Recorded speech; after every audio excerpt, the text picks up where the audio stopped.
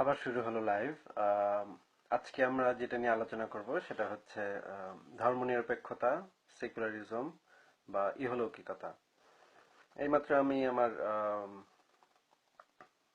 এখনো হয়তো সবাই লাইভে যোগ দেয় নাই, তাই আমি একটু নিজের কথা বলি, নিজের কথা বলে শুরু করি। যখন দেখব যে সবাই যোগ দিয়েছে লাইভে, তখন আমি মূল আলোচনাতে যাব। মূল আলোচনার আগে আমি একটু সাধারণ কথাবার্তা বলি। যখন আমি দেখব যে বেশ কয়েকজন যোগ দিয়েছে লাইভে, তখন আমি মূল আলোচনা শুরু করব। তো আমি আজকে আজকে হচ্ছে শনিবার। খুব রৌদ্রোজ্জ্বল দিন, খুব রোদ পড়েছে এবং আম, আমি একটু আগে বাগান পরিষ্কার করলাম। বাগানে অনেক বড় বড় ঘাস হয়ে গিয়েছিল, সেগুলো সব কেটে ছোট করে ফেললাম। এখন আমার বাগানটা দেখতে খুব সুন্দর দেখাচ্ছে। সামার আসছে সামনে। সামারে নিশ্চয়ই অনেক ফুল ফুটবে। আমার যে এলাকা, সেই এলাকায় অনেক গাছ, সেই গাছে নানা ধরনের ফুল ফোটে। তো ইতিমধ্যে দেখতে পাচ্ছি যে 31 জন যোগ দিয়েছে আলোচনায়। তো 37 জন এখন। তো আমি তাহলে মূল আলোচনাটা শুরু করি যে সেকুলারিজম, ধর্মনিরপেক্ষতা বা ইহলৌকিকতা, এই বিষয়গুলো বলতে আমরা আসলে কি বুঝি, এগুলা উম, কেন প্রয়োজন, এই বিষয়গুলোর দরকারটা কি। আমাদের তো ইসলামই আছে, তাহলে আর এত কিছুর দরকার কি? সবার তো ইসলামই আছে। ইসলামই তো পরিপূর্ণ জীবন বিধান। দেখেন যে আহ, ভারতে যে মুসলমানরা থাকে, সেই মুসলমানরা কি চায়? সেই মুসলমানরা কি হিন্দু রাষ্ট্র চায় নাকি ধর্মনিরপেক্ষতা চায়? ভারতের মুসলমানরা কি চায়? আমেরিকার মুসলমানরা কি চায়? বা ইসরায়েলে যে মুসলমানরা আছে তারা কি চায়? তারা অবশ্যই যেটা চায় সেটা হচ্ছে রাষ্ট্র হবে ধর্মনিরপেক্ষ। রাষ্ট্র কাউকে ধর্ম দ্বারা বিবেচনা করবে না, সবার সমান সুযোগ সুবিধা থাকবে। তো আমি ইংল্যান্ডে গিয়েছি, ইটালিতে গিয়েছি, মানুষজন মুসলমানদের সাথে কথা বলেছি। তারা এক বাক্যে স্বীকার করেছে যে তারা সেই রাষ্ট্রে ধর্মনিরপেক্ষতা চায়। যে কোনো খ্রিস্টান অধ্যুষিত দেশ বা যে কোনো হিন্দু অধ্যুষিত দেশ, সেই সমস্ত দেশে যখন মুসলমানের সংখ্যালঘু, তখন তারা ধর্মনিরপেক্ষতার সমর্থক থাকে। বেশিরভাগই ধর্মনিরপেক্ষতার সমর্থক থাকে, যে দেশে ধর্মনিরপেক্ষতা থাকবে, সবার সমান অধিকার থাকবে, রাষ্ট্র ধর্ম দ্বারা মানুষকে ভাগ করবে না, বা কোনো ধর্মের মানুষকে বেশি সুযোগ দিবে বা কোনো ধর্মের মানুষকে কম সুযোগ দিবে, এটা থাকবে না। বা কোনো ধর্মের মানুষকে প্রথম শ্রেণীর নাগরিক বলবে বা অন্য ধর্মের সংখ্যালঘুদেরকে দ্বিতীয় শ্রেণীর নাগরিক বলবে, এটা বলবে। এটা মুসলমানরা চায় না। কিন্তু সেই একই মুসলমানরা যখন বাংলাদেশে থাকে বা পাকিস্তানে থাকে, তখন তারা ইসলাম চায়। এটা হচ্ছে সবচেয়ে হাস্যকর ব্যাপার, যে তাদের যে হিপোক্রেসি, যে তারা যখন সংখ্যাগুরু, তখন তারা চায় ইসলাম, আর যখন তারা সংখ্যালঘু তখন তারা চায় ধর্মনিরপেক্ষতা। কেন ভাই তোমরা একই মানুষ, আমি দেখেছি একই মানুষ বাংলাদেশে থাকতে ইসলাম ইসলাম বলে চেঁচিয়েছে, এখন আমেরিকাতে মার্কিন যুক্তরাষ্ট্রতে গিয়ে এখন সে ধর্মনিরপেক্ষতার সমর্থক হয়ে গেল। রাতারাতি ধর্মনিরপেক্ষতার সমর্থক হয়ে গেল, কিভাবে হলো? তো এই জিনিসগুলো তো হিপোক্রেসি। এখন ধর্মনিরপেক্ষতা বলতে আমরা কি বুঝি? ধর্মনিরপেক্ষতা বলতে কি আমরা বুঝি যে সব ধর্মকেই মিলিয়ে সব ধর্মকে প্রমোট করা? না। ধর্মনিরপেক্ষতা, ইহলৌকিকতা, সেকুলারিজম, এই জিনিসগুলা হচ্ছে রাষ্ট্র থেকে ধর্মকে বাদ দেয়া। রাষ্ট্র হবে ধর্মহীন। আমি আবারও বলছি, রাষ্ট্র হবে ধর্মহীন। সেকুলারিজম, ধর্মনিরপেক্ষতা, ইহলৌকিকতা, এগুলার অর্থ হচ্ছে রাষ্ট্র হবে ধর্মহীন। রাষ্ট্র একটা যন্ত্র, রাষ্ট্র কোনো মানুষ না। রাষ্ট্র কখনো স্বর্গে যাবে না, রাষ্ট্র কখনো হুরপুরি পাবে না, রাষ্ট্র কখনো গেলমান পাবে না, রাষ্ট্র কখনো বেহেস্তে গিয়ে মদ খাবে না, রাষ্ট্রের কখনো আখিরাতে বিচার হবে না। হুম। মুসলমানরা যে বিশ্বাস করে, সেই কোনো বিশ্বাসই রাষ্ট্র করবে না। এখন তাহলে রাষ্ট্র কেন ধর্ম পালন করবে? রাষ্ট্রের ধর্মের প্রয়োজনটা কি? রাষ্ট্র হবে ধর্ম থেকে বাদ, ধর্ম থেকে একেবারে বিচ্যুত। সেটাই হচ্ছে ধর্মনিরপেক্ষতা। এখন একজন মানুষ হয়তো ধর্মনিরপেক্ষ হতে পারে না। মানুষের হয়তো ধর্মীয় চিন্তা থাকে বা ধর্মীয় মতাদর্শ থাকে, কিন্তু একটা রাষ্ট্র অবশ্যই ধর্মনিরপেক্ষ হতে হবে। কারণ হচ্ছে প্রত্যেকটা মানুষ, একটা রাষ্ট্রের মধ্যে যে কয়জন মানুষ থাকে, প্রত্যেক মানুষের আলাদা আলাদা ধর্ম থাকতে পারে, আলাদা আলাদা বিশ্বাস থাকতে পারে, আলাদা আলাদা মতাদর্শ থাকতে পারে। রাষ্ট্র সেইগুলা কোনোটাকেই প্রমোট করবে না। সেটাই হচ্ছে একটা আদর্শ ধর্মনিরপেক্ষ রাষ্ট্র। এই বিষয়ে ডক্টর আহমদ শরীফ কিছু কথা বলেছেন, যে ধর্মনিরপেক্ষতার যে সংজ্ঞা ৭২-এর সংবিধানে যে ধর্মনিরপেক্ষতার যে সংজ্ঞা দেয়া হয়, বা শেখ মুজিবুর রহমান যে ধর্মনিরপেক্ষতার সংজ্ঞা দিয়েছে, সেটা একেবারে ভুল সংজ্ঞা। সেটা হচ্ছে সস্তা জনপ্রিয় সংজ্ঞা। এবং এখনকার দিনে শেখ হাসিনা থেকে শুরু করে আওয়ামী লীগের যে নেতাকর্মীরা, তারা সবাই সেই ভুল সংজ্ঞাটাকে ঠিক ধরে তারা এখন কথাবার্তা বলে। আমি বলছি যে আপনারা যে কোনো জায়গায় যে কোনো তথ্যসূত্র থেকে জানুন, পড়ুন। ধর্মনিরপেক্ষতা মানে রাষ্ট্র একটি যন্ত্র, এর কোনো ধর্ম থাকবে না, একেবারে ধর্ম থাকবে না, ধর্মহীন হবে। এটাই রাষ্ট্র ধর্মনিরপেক্ষতা, সেকুলারিজম, ইহলৌকিকতার সংজ্ঞা। আচ্ছা, এখন এখন আমি কয়েকটা মন্তব্য করি। আপনার বাগান দেখাবেন একদিন? আচ্ছা, আমার বাগান একদিন দেখাবো, আজকেও দেখাতে পারি। আচ্ছা, কিছুক্ষণ পরে দেখি। ভালো লাগলো সবার সবার আগেই জয়েন করতে পেরে। আচ্ছা,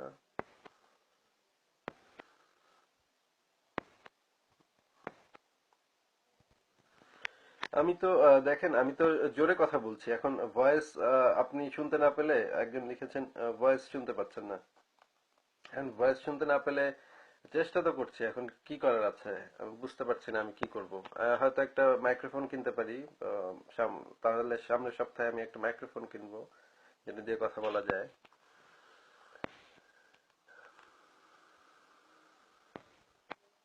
তারেক আজিজ বাবলু লিখেছেন, নিজেকে এত বেশি জ্ঞানী ভাবিও না ভাই, ইউজলেস ডিসকাশন। তাহলে আপনি কেন এই ডিসকাশনে এসেছেন? আপনার তো এই ডিসকাশনে আসার কোনো দরকার নেই। এটা যদি ইউজলেস ডিসকাশন হয়, আপনি নিজের কাজ করেন গিয়ে। এইরকম ছাগলের মতো কথাবার্তা বলেন, এরকম নির্বোধের মতো কমেন্ট করেন। আপনার কাজ থাকতে আপনি কাজ করেন। আপনাকে এখানে কে আসতে বলেছে? আপনি এসে সারাক্ষণ কিছু কি মারেন নাস্তিকদের প্রোফাইলে, তারপর আঘাত লাগলে ম্যাঁ ম্যাঁ করে কাঁদেন, বাচ্চাদের মতো হাত পা ছুড়ে কাঁদেন, আঘাত লেগেছে আঘাত লেগেছে। এগুলা কি? আপনি তো আমার ফ্রেন্ড লিস্টেও নাই। আপনি কোত্থেকে আসতেছেন আপনারা? আপনাদের তো আমি দাওয়াতও দেইনি। তাহলে আপনারা আসতেছেন কেন আমার প্রোফাইলে? দূরে গিয়ে মরেন।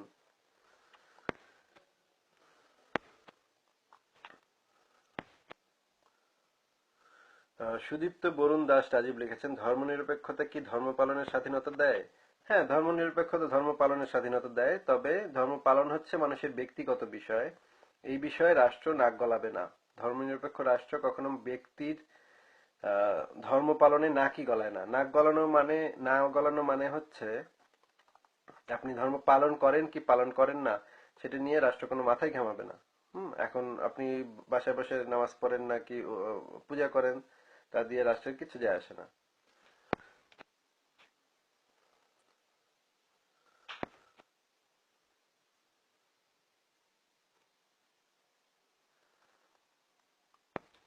দেখেন, নিরপেক্ষ শব্দের অর্থ কি? নিরপেক্ষ শব্দের অর্থ হচ্ছে আহ, এখন যদি আমরা যে জোট নিরপেক্ষ বা জোট নিরপেক্ষ আন্দোলন যেটা বলি, সেই জোট নিরপেক্ষ আন্দোলন মানে তো এটা না যে সব জোটকেই মিলিয়ে একটা জোট, তা না তো। জোট নিরপেক্ষ আন্দোলন মানে জোট থেকে আলাদা, জোট থেকে বাইরে। হুম নিরপেক্ষ, জোট এবং নিরপেক্ষ, এই দুটো শব্দ আপনি আলাদা আলাদা ভাবে চিন্তা করেন। জোট নিরপেক্ষ আন্দোলন হচ্ছে যে কোনো জোট থেকে বাইরে। হুম ধর্মনিরপেক্ষতা মানে হচ্ছে যে কোনো ধর্ম থেকে বাইরে। হুম সব ধর্ম মিলিয়ে না। তাহলে তো জোট নিরপেক্ষ আন্দোলনও হতো সব জোট মিলিয়ে একটা আন্দোলন, তাই না?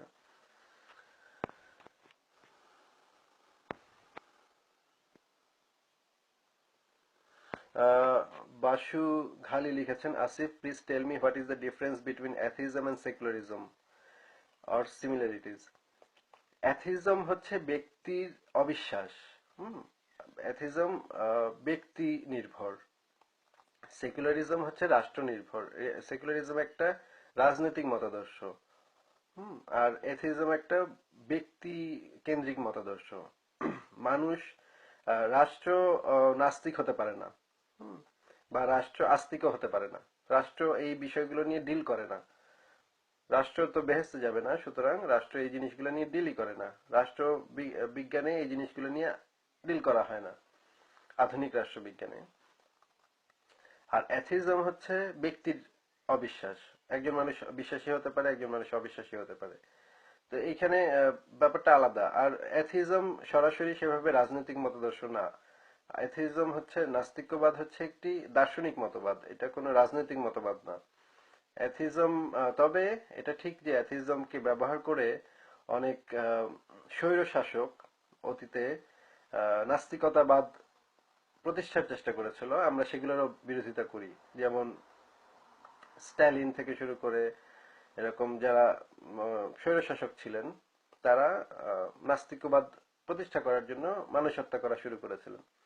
কিন্তু আমরা সবসময় বলি নাস্তিক্যবাদ কখনো আহ, জোরপূর্বক বা ক্ষমতা দিয়ে প্রতিষ্ঠা করা যায় না।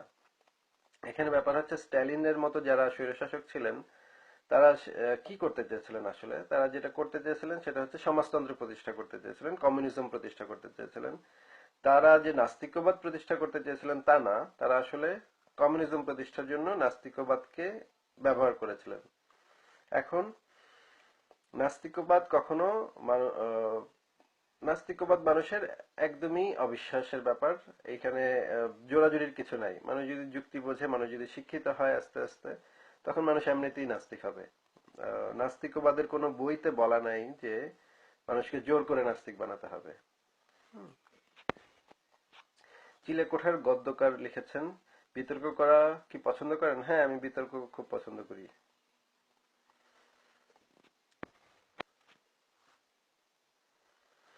রবিন মেহেদি লিখেছেন, সেকুলারিজমের চর্চা ফ্যামিলি থেকে শুরু করা উচিত নাকি সরকার থেকে শুরু করলে ভালো ফলাফল পাওয়া যাবে? সেকুলারিজম হচ্ছে রাষ্ট্রের, রাষ্ট্র হতে হবে সেকুলার।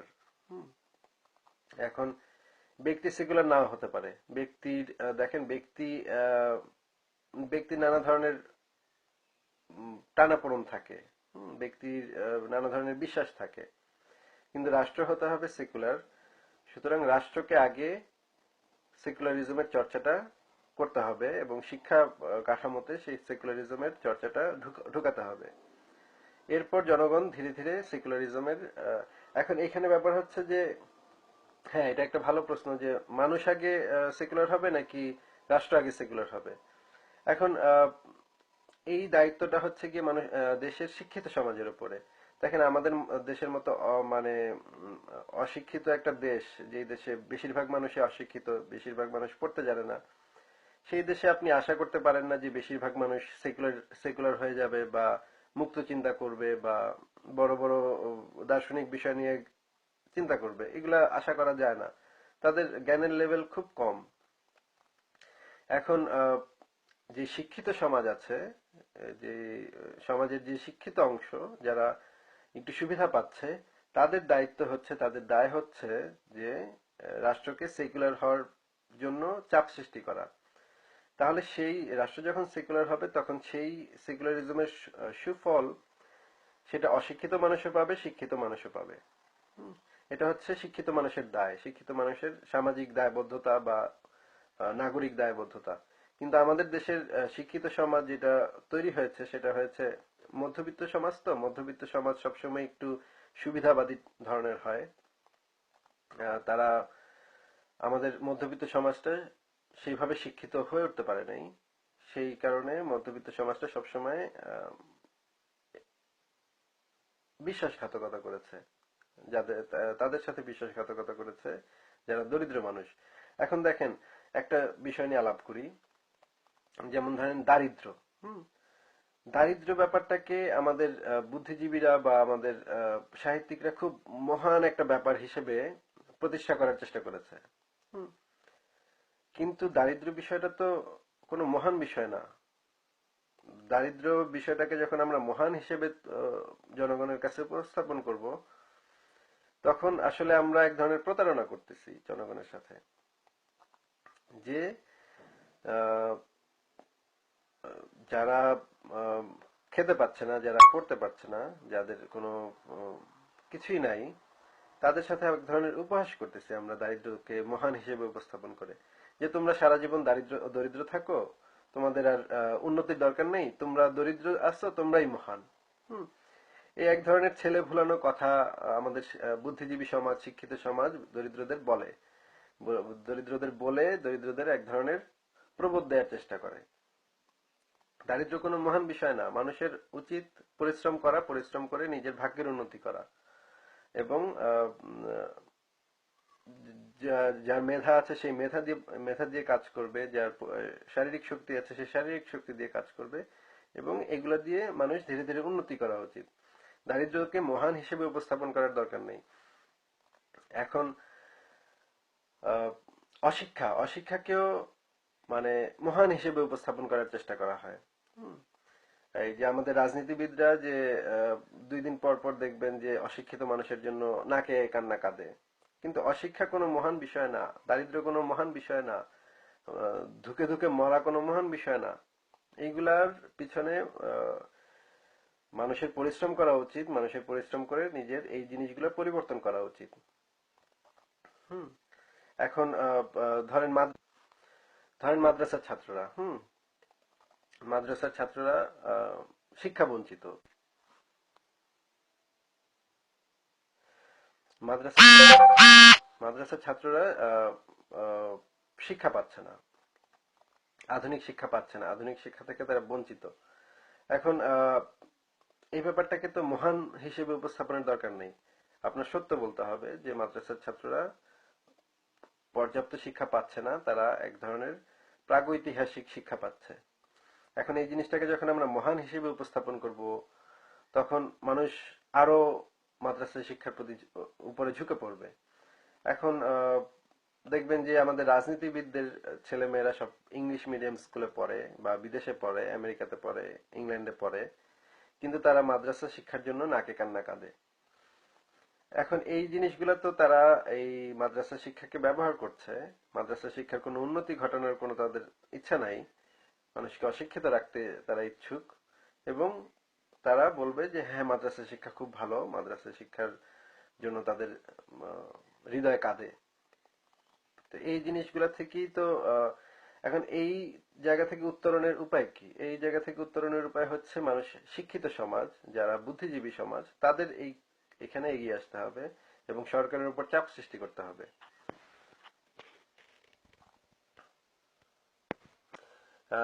জুবাইর আল হাসান লিখেছেন, বাংলাদেশের জাতীয় পরিচয়পত্রে বা ভোটার আইডি কার্ডে বা আপনার পাসপোর্টে আপনি আপনার ধর্ম কি দিয়েছেন জানাবেন। আমি আমার ধর্ম দিয়েছি নাস্তিক। আমি যখন পাসপোর্ট করাতে গিয়েছি আমি লিখেছি পাসপোর্টে স্পষ্টভাবে নাস্তিক। যে ভদ্রলোক আমার ফর্মটা কম্পিউটারে তুলছিলেন, তিনি আমাকে জিজ্ঞেস করছেন যে এটা কি, এটা কি। আমি বললাম এটা হচ্ছে নাস্তিক, এটার নাম হচ্ছে নাস্তিক, আমি কোনো ধর্মে বিশ্বাসী না। তারপর সেই ভদ্রলোক, সেই ছেলেটা আমাকে বলে আপনার নাম তো মুসলমানের মতো। আমি তখন তাকে বুঝালাম যে নামের কোনো মুসলমান হিন্দু হয় না, নামের আরবি হয়, ইংরেজি হয়, ইত্যাদি হয়, ফরাসি হয়, জার্মান হয়, নামের কোনো মুসলমান হিন্দু হয় না। তখন আমি তাকে জিজ্ঞেস করলাম যে আব্দুল্লাহ, যে মোহাম্মদের বাপ ছিল, তার কি ধর্ম ইসলাম ছিল? সে তো ইসলাম তো আসলে পরে, মোহাম্মদ যখন 40 বছর হলো তখন। আমিনা, মোহাম্মদের মা, তা সে কি মুসলমান ছিল? তাহলে এই নামগুলা কি মুসলমান নাকি আরবি? তখন সে আমার দিকে হা করে তাকায় আছে। বুঝতে পেরেছি যে সে অশিক্ষিত, আপনাদের মতোই অশিক্ষিত। সুতরাং আমি খুব একটা অবাক হই নাই, কিন্তু আমার আমার সব জায়গাতেই নাস্তিক লেখা আছে, এমনকি জার্মানিতেও আমার পরিচয় হচ্ছে, আমার যে ধর্মীয় পরিচয় সেখানে ফর্মে লেখা আছে আমি একজন নাস্তিক। এবং আমি কোনো চার্চকেও টাকা দিই না, কোনো মসজিদকেও টাকা দিই না। এখানে ট্যাক্স আছে এক ধরনের, আমি সেই ট্যাক্স দিই না। আমি সরাসরি বলে দিয়েছি ঈশ্বরের পেট পালার জন্য আমি টাকা দিব না, ঈশ্বরকে নিজের খেটে খেতে হবে। যার যদি টাকার দরকার হয় তাহলে এসে আমার দরজার সামনে এসে ভিক্ষা চাবে, তখন আমি যদি খুশি হই তখন তাকে টাকা দিব। আমার কষ্টের টাকা আমি কোনো ভাদাবাজকে, কোনো ফ্রডকে দিব না। আমার এগুলা আমি যে টাকা উপার্জন করি সেটা প্রত্যেকটা টাকা কষ্টের টাকা, পরিশ্রম করে উপার্জন করা টাকা। কোনো ঠক বাটপার জোচ্চোর, আহ, তারপরে আহ, প্রতিহিংসা পরায়ণ, গণহত্যাকারী, এদেরকে আমি টাকা দিব না। গণহত্যাকারী কেন বললাম? দেখেন, এই যে ধরেন এই যে ওল্ড টেস্টামেন্ট এবং কোরআন, এগুলাতে কি লেখা আছে? এগুলাতে লেখা আছে যে নূহ আলাইহিস সালামের সময় ঈশ্বর আহ, বন্যা দিয়ে সব মানুষকে মেরে ফেললেন। হুম, কারণ কি? তারা নাকি পাপে পূর্ণ হয়ে গিয়েছিল। পাপে পূর্ণ হয়ে গিয়েছিল মানে সেই বন্যাতে তো এক শিশু মারা গেছে, সেই বন্যাতে বয়স্ক মানুষও মারা গেছে, নারীও মারা গেছে। তারা কি এমন পাপ করেছিল যে তাদেরকে সবাইকে মেরে ফেলতে হবে? এখন সবাইকে মেরে ফেলা, তো এগুলো তো গণহত্যা। এ তো হিটলারের কাজ। তো এই নূহ আলাইহিস সালামের সময়, তারপরে ধরেন লূত আলাইহিস সালামের সময়, তারপরে এরকম অনেকগুলা গণহত্যা ঈশ্বর চালিয়েছে, মানুষকে হত্যা করেছে। হুম, মানুষকে মানে নারী, শিশু, তারপরে বয়স্ক মানুষ, সবাই পাপ করেছে। সবাই এমন পাপ করেছে, এমন কি পাপ করেছে যে মানে গণহত্যা চালিয়ে সব মানুষকে মেরে ফেলতে হবে? তো যদি এই আল্লাহ বা ঈশ্বর বা এদের যদি এরকম চরিত্র থাকে, তাহলে এই চরিত্র তো গণহত্যাকারী। তো হিটলারের চেয়ে খারাপ। হিটলার, স্ট্যালিন, এরা মাও সেতুং, এরা মিলে যেই হত্যা করে নাই, তার চেয়ে অনেক বেশি হত্যা করেছে হচ্ছে গিয়ে ঈশ্বর। তাহলে এই ঈশ্বরকে তো আমি পয়সা দিব না। এই ঈশ্বরকে পয়সা দিব কেন? ও নিজে খেটে খাক।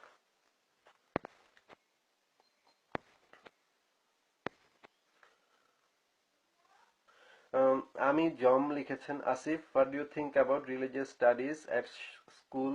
They could have added better subject. হ্যাঁ, অবশ্যই। আমি তো স্কুলে ধর্মশিক্ষার বিরুদ্ধে অনেকদিন ধরে বলছি যে স্কুলে কেন এই জিনিসগুলো শেখানো হবে? স্কুলে কেন মানুষকে ভাগ করা হবে যে তুমি হিন্দু ছেলে, তুমি মুসলমান ছেলে? বাচ্চারা তো এখন পর্যন্ত কিছু জানে না। মানুষের ভিতরে যদি এই ছোটবেলা থেকে এই বিভাজনগুলো শিখিয়ে দেওয়া হয়, যে প্রথমে শেখানো হয় তুমি নারী, তুমি পুরুষ, তুমি আলাদা বসবে, তুমি আলাদা বসবে, কেন? দরকার কি? তারা তারা তো বাচ্চা। হুম, তারপর শেখানো হয় যে তুমি মুসলমান, তুমি হিন্দু। তারপর শেখানো হয় লাল পিঁপড়া কালো পিঁপড়ার গল্প। আপনাদেরকে গল্পটা বলি। ছোটবেলা থেকে আমার ছোটবেলা আমাকে স্কুলে শেখানো হয়েছিল যে কালো পিঁপড়া হচ্ছে মুসলমান পিঁপড়া, আর লাল পিঁপড়া হচ্ছে হিন্দু পিঁপড়া। তো হিন্দু পিঁপড়ারা কামড় দেয়, তো হিন্দু পিঁপড়াদেরকে পিষে মারতে হবে। মানে হিন্দু পিঁপড়ারা যদি আসে তাহলে ওদেরকে পিষে পিষে মেরে ফেলতে হবে। তো আমার স্কুলের ধর্ম শিক্ষক এই গল্পটা আমাদেরকে বলেছিল, যে লাল পিঁপড়া হচ্ছে মালাউন পিঁপড়া, হিন্দু পিঁপড়া। তো আমি তো তখন আমারও তখন মনে হতো, হ্যাঁ, হিন্দু পিঁপড়াগুলো খুব বজ্জাত, খুব খারাপ, খালি কামড় দেয়। দেখেন, এই ছোট্ট বিষয়টা আমার বাচ্চা মাথায় ঢুকিয়ে আমাকে হিন্দুদের প্রতি আহ, আমার ভিতরে ঘৃণা তৈরি করা হয়েছিল। হুম, আমি ছোটবেলা অনেক বছর আমি হিন্দুদের ঘৃণা করে বড় হয়েছি। আমি সবসময় মনে করেছি যে হিন্দুরা হচ্ছে অবিশ্বাসী, মালাউন, ওদেরকে আহ, মেরে ফেলাই উচিত। ওরা আল্লাহকে বিশ্বাস করে না। আল্লাহকে বিশ্বাস না করলে ওরা তো অকৃতজ্ঞ। ওদের বেঁচে থাকার অধিকার কি? ওদের তো বেঁচে থাকারই অধিকার নেই। এগুলো ভাবতাম আমি ছোটবেলা। তো একটু বড় হওয়ার পর অনেক কিছু বুঝতে পারলাম যে না, এই যে এইগুলো ভাবতাম সেগুলো খুব নোংরা চিন্তা ছিল। কিন্তু আমি যে এই জিনিসগুলো ছোটবেলা ভাবতাম, এটা তো আমি নিজে ভেবে বের করিনি। আমি তো ছোটবেলা থেকে এরকম সাম্প্রদায়িক হয়ে জন্মাইনি। আমাকে আমার ভেতর ঢুকিয়ে দেওয়া হয়েছিল। এখন কে ঢুকিয়ে দিয়েছিল?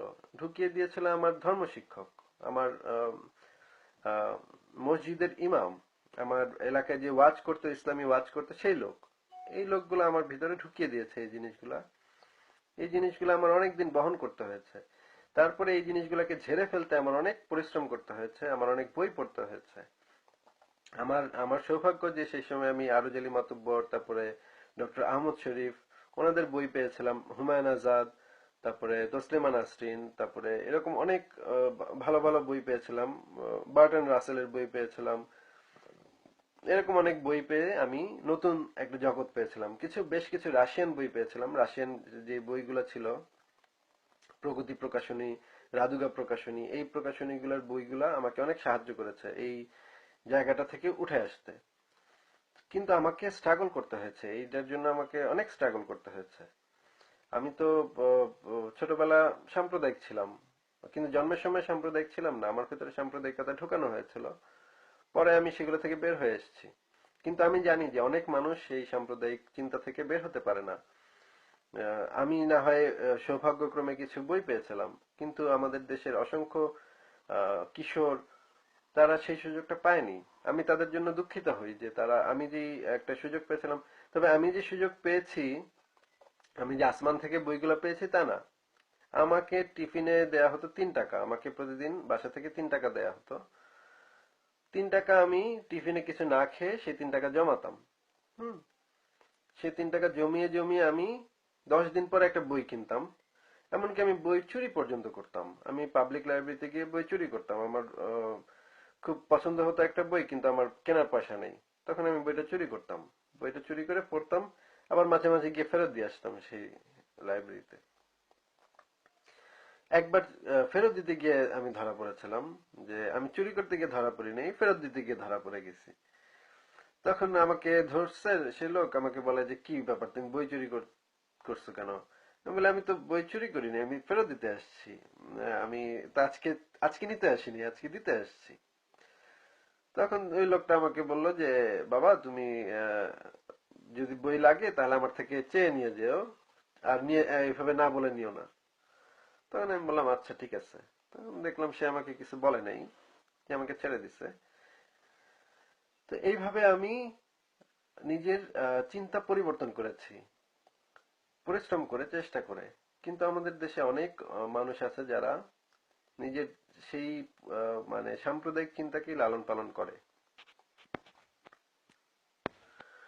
আহ, মাশরাফি নাফিস লিখেছেন, রাষ্ট্রধর্ম দরকার যদি নাই লাগে তাইলে রাষ্ট্রভাষাও বাদ দেন। কি বলেন আসিফ ভাই? দেখেন, রাষ্ট্রের একটা ভাষা প্রয়োজন হয়। হুম। রাষ্ট্র যখন কাজ করে, রাষ্ট্র তো কাজ করে তাই না, দলিলপত্র লেখে বা সংবিধান লেখে। রাষ্ট্রের একটা লেখার জন্য একটা ভাষা দরকার হয়। ভাষাটা হচ্ছে রাষ্ট্রের জন্য গুরুত্বপূর্ণ, কিন্তু ধর্মটা রাষ্ট্রের জন্য গুরুত্বপূর্ণ না। আপনি ভাষা এবং রাষ্ট্র, ভাষা এবং ধর্ম দুইটা আলাদা ব্যাপার। আপনি নিজে চিন্তা করে দেখেন যে রাষ্ট্র যখন ধরেন রাষ্ট্রের হাত পা আছে, যেমন আইন বিভাগ রাষ্ট্রের একটা হাত, তারপরে সংসদ ভবন রাষ্ট্রের একটা হাত, এইরকম অনেক অঙ্গ প্রত্যঙ্গ নিয়ে রাষ্ট্র গঠিত হয়। হুম।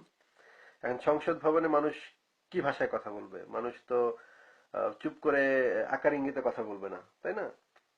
তো রাষ্ট্রের একটা ভাষার দরকার হয়, অফিসিয়াল ভাষার একটা দরকার হয়। সংবিধান তৈরি করা, গেজেট আকারে প্রকাশ করা, তারপর সংবাদপত্রে বিজ্ঞপ্তি দেয়া, এগুলোর জন্য ভাষা অত্যন্ত জরুরি রাষ্ট্রের জন্য। কিন্তু রাষ্ট্রর ধর্মের কোনো প্রয়োজন নেই। কেন? রাষ্ট্র ধর্ম দিয়ে করবেটা কি?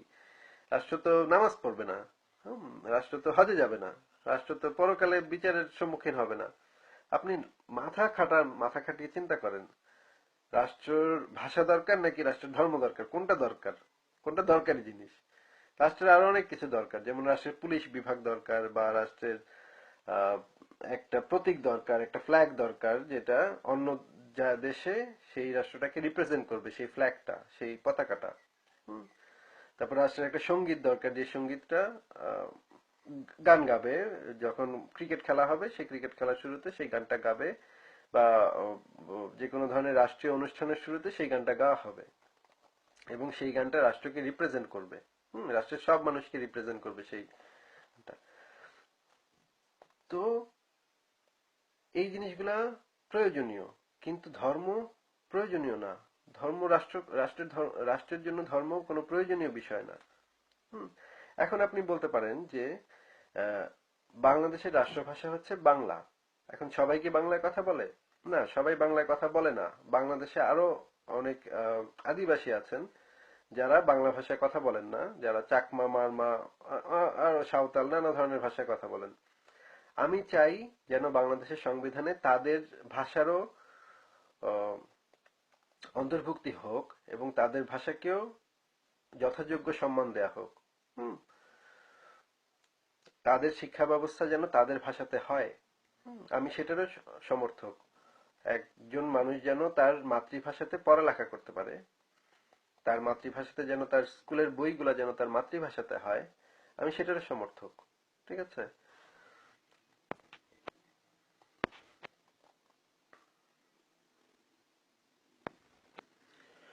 শতদ্রু আনন্দ লিখেছেন, আজকের যুক্তিগুলো বেশ ভালো হচ্ছে অন্য লাইভগুলোর তুলনায়। আচ্ছা, ধন্যবাদ। আহ, লিঙ্কন দাস লিখেছেন, নিজের ধর্ম পালন করে সব ধর্মের প্রতি শ্রদ্ধাশীল হতে হবে, সমালোচনাকে ইতিবাচকভাবে নিতে হবে, কোপাকুপিকে দিয়ে ধর্ম প্রতিষ্ঠা করা যাবে না। হ্যাঁ ভাই, কোপাকুপি দিয়ে কিছুই প্রতিষ্ঠা করা যায় না, তবে কোপাকুপি দিয়ে ইসলাম ধর্ম প্রতিষ্ঠার চেষ্টা তো চলছে অনেক, 1400 বছর ধরে।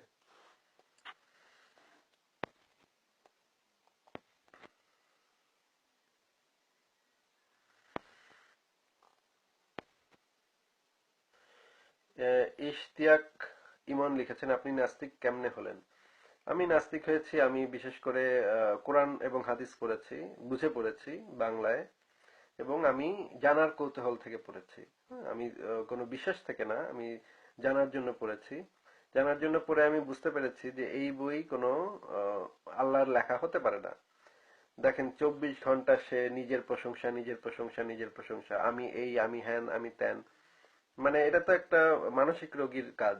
আহ, যে আল্লাহ যে কোরআন লিখেছে বলে দাবি করা হয়, পুরোপুরি মানসিক রোগীর একটা বই।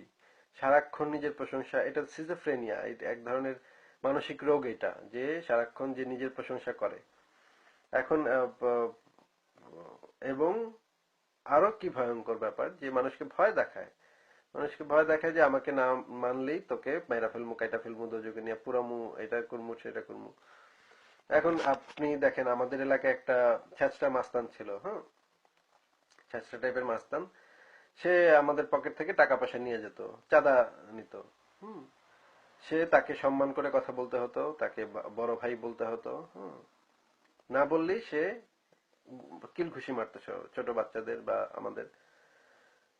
তো আল্লাহরও তো ব্যাপারটা এরকম, ছিচকা মাস্তানের মতো, এলাকার ছিচকা মাস্তান।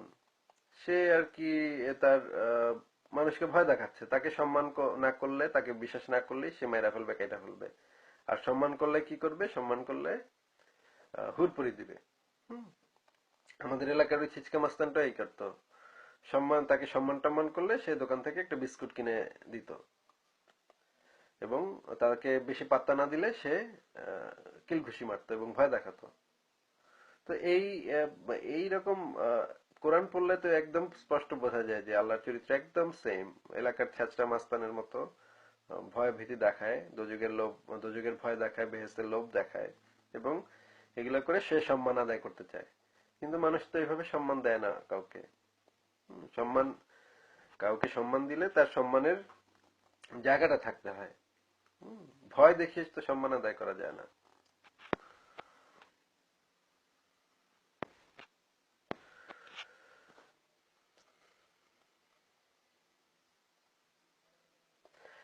আমি জম লিখেছেন, as far I know there is no mention of religious value on passport or voter ID card. হ্যাঁ, ঠিক বলেছেন, তবে পাসপোর্টের ফর্ম যখন আপনি ফিল আপ করবেন, ফর্মটা যখন আপনি পাসপোর্ট অফিসে গিয়ে জমা দেবেন, সেই ফর্মের ভিতরে ধর্ম একটা অপশন থাকে, পাসপোর্টে সেটা লেখা থাকে না।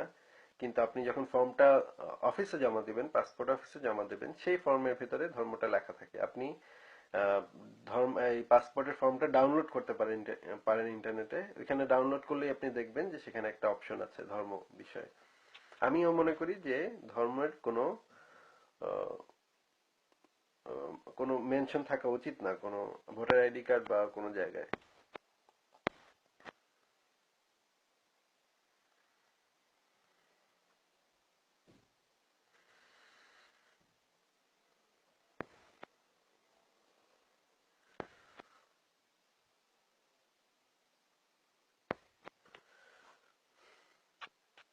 কামরুল ইসলাম লিখেছেন, তুই একটা মিথ্যুক, পাসপোর্টে কোনো রিলিজিয়ন এর অপশন নাই।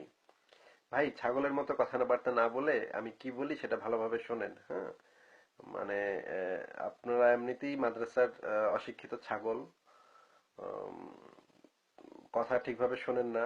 আমি বলেছি যে পাসপোর্টের যে ফর্ম ফিল আপ করতে হয় সেখানে একটা অপশন থাকে, সেটা হচ্ছে ধর্ম কি। সেই ফর্মটা পাসপোর্ট অফিসে গিয়ে জমা দিতে হয়। ছাগলের মতো ব্যাবা করলেই তো হয় না। মাথা খাটান, মাথার ভিতরে যদি মগজ থাকে সেই মগজটা খাটান। হুম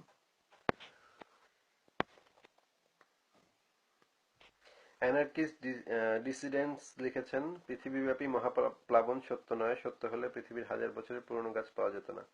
হ্যাঁ, পৃথিবীব্যাপী মহাপ্লাবন সত্য নয়। আমি যেই নুহর সময় যেই আহ, ধরনের মহাপ্লাবনের কথা বলা হয়েছে সেটাকে ধরে আমি কথাগুলো বলছি। তবে পুরো পৃথিবীব্যাপী মহাপ্লাবন হওয়া সম্ভব না, আমি সেটা জানি। ধন্যবাদ আপনাকে।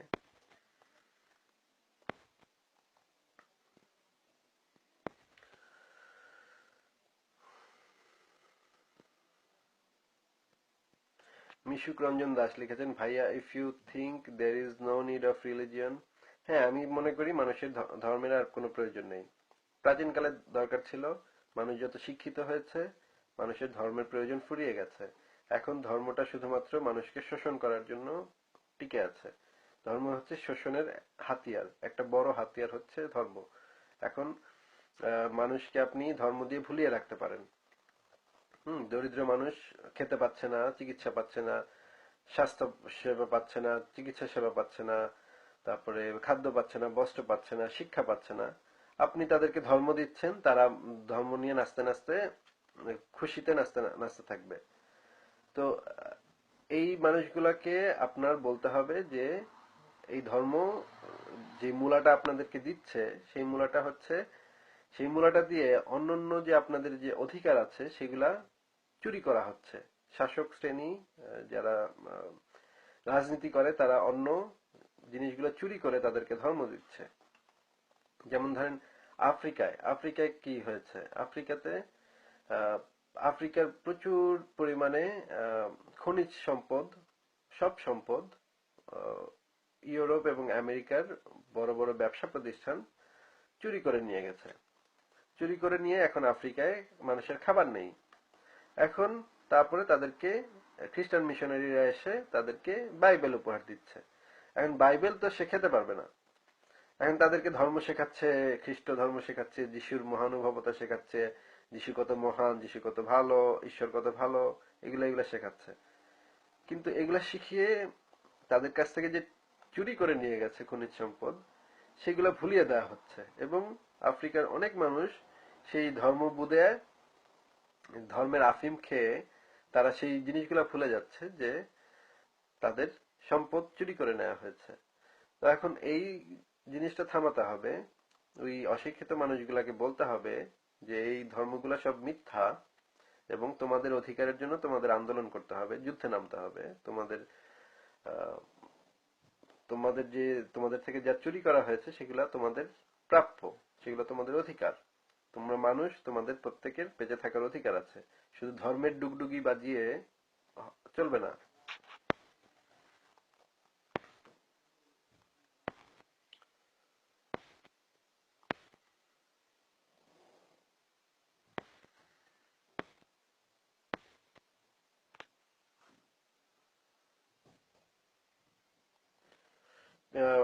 এম ওয়াহিদুজ্জামান লিখেছেন, ওয়াহিদুজ্জামান খান লিখেছেন, পিঁপড়ার ব্যাপারে আপনার সাথে সহমত। এই গল্প সবাইকেই শোনানো হয়। হিন্দুদের প্রতি ঘৃণা থেকে মুক্ত হয়েছেন বলে অভিনন্দন। আশা করি এই ঘৃণা মুক্তি সব ধর্মীয় সম্প্রদায়ের জন্য বিস্তৃত হবে। না, সব ধর্মীয় সম্প্রদায়ের জন্য বিস্তৃত হবে না। আমার আহ, এখন কোন ধর্মীয় সম্প্রদায় যদি ধরেন আফ্রিকার কিছু ধর্মীয় সম্প্রদায় আছে যাদের কাজ হচ্ছে মানুষ জবাই করে, মানুষ মেরে কেটে খেয়ে ফেলা।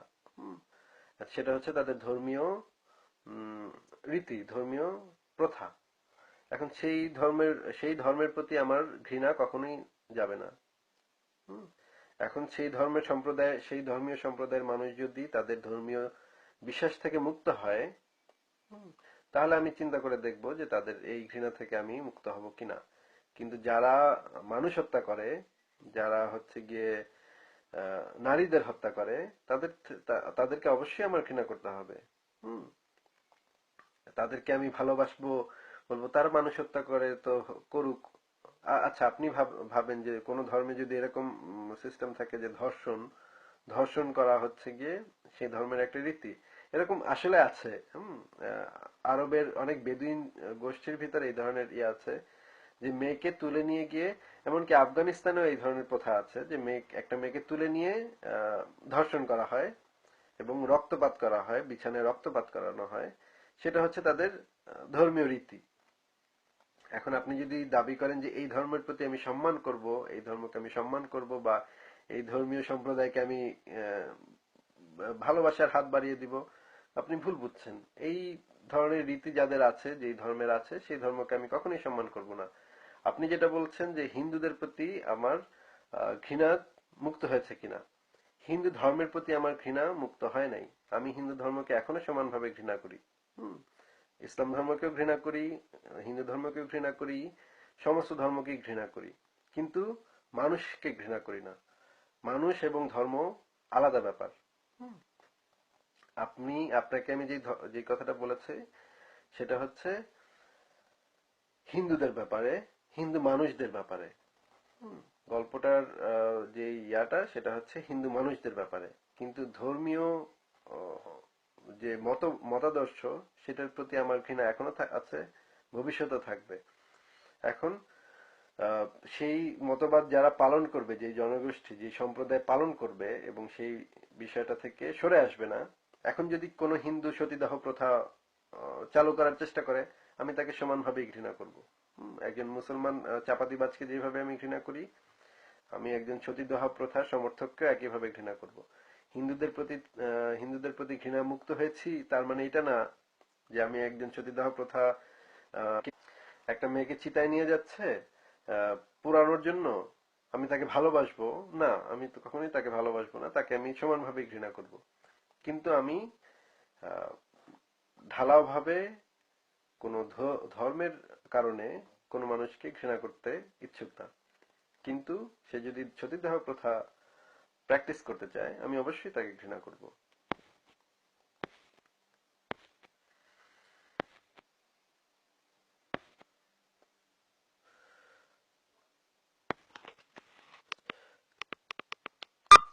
আমি তো যথেষ্ট ভলিউম যথেষ্ট বাড়িয়ে তারপরে বলছি, তারপরে আপনারা অনেকে শুনতে পাচ্ছেন না, এটার জন্য দুঃখিত।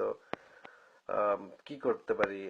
হয়তো উম, সামনে একটা ভালো হেডফোন, মাইক্রোফোন এগুলো কিনবো, কিনে তারপরে আরো ভালোভাবে কথা বলতে পারবো।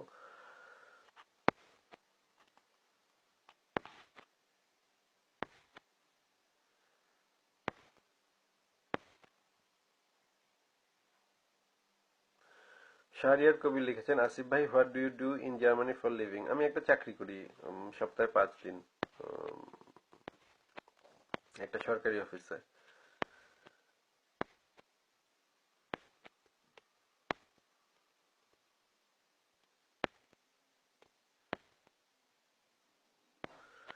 নাজমুল বিন শাহজাহান লিখেছেন, আপনার বাবা মা কি ধর্ম মানতেন? হ্যাঁ, আমার বাবা মা ধর্ম মানতেন।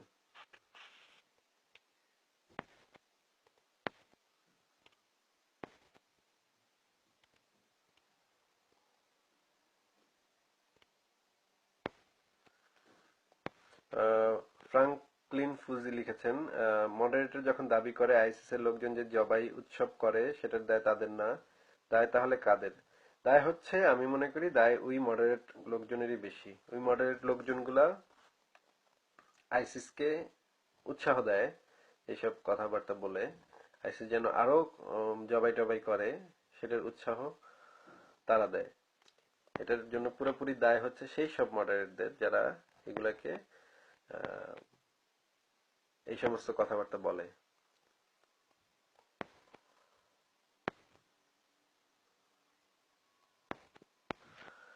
নাজমুল বিন শাহজাহান লিখেছেন, বাংলাদেশে কি সমাজতন্ত্র প্রতিষ্ঠা করা সম্ভব?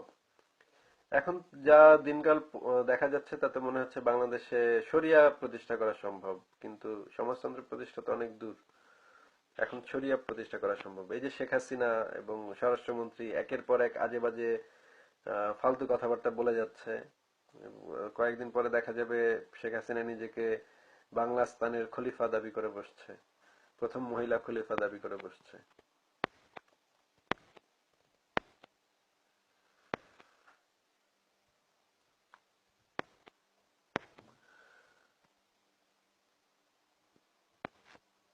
আচ্ছা, অনেকের প্রশ্নের উত্তর দিয়েছি। আপনাদেরকে ধন্যবাদ। অনেকে নাকি কথা শুনতে পাচ্ছেন না। কথা শুনতে না পেলে তো লাইভ ভিডিও দিয়ে লাভ নেই। তাহলে আগামী সপ্তাহে আমি চেষ্টা করব যে একটা হেডফোন এবং মাইক্রোফোন কিনে এনে আরো ভালোভাবে লাইভ ভিডিও করার। সবাইকে সাথে থাকার জন্য ধন্যবাদ। ভালো থাকবেন।